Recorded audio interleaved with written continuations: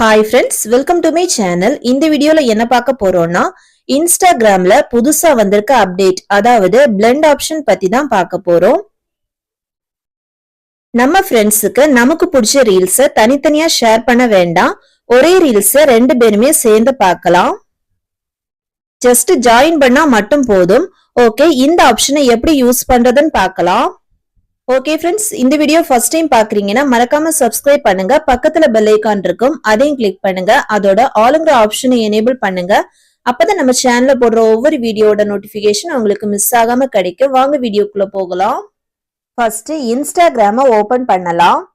Next சேட்டை open பண்ணலாம். Next இந்த பேஜ்ல டாப்ல பிளெண்ட் ஆப்ஷன் இருக்கும். இந்த ஆப்ஷன் உங்களோட மொபைல்ல ஷோ ஆகலைன்னா ஃபர்ஸ்ட் இன்ஸ்டாகிராம அப்டேட் பண்ணுங்க. ஓகே, இனி பிளெண்ட் ஆப்ஷனை கிளிக் பண்ணலாம். நெக்ஸ்ட் இன்வைட்டை கிளிக் பண்ணலாம். கிளிக் பண்ணதுமே இதே மாதிரி பிளெண்ட் ஃபீச்சர் வந்து ஃப்ரெண்ட்ஸுக்கும் ஷேர் ஆகிரும்.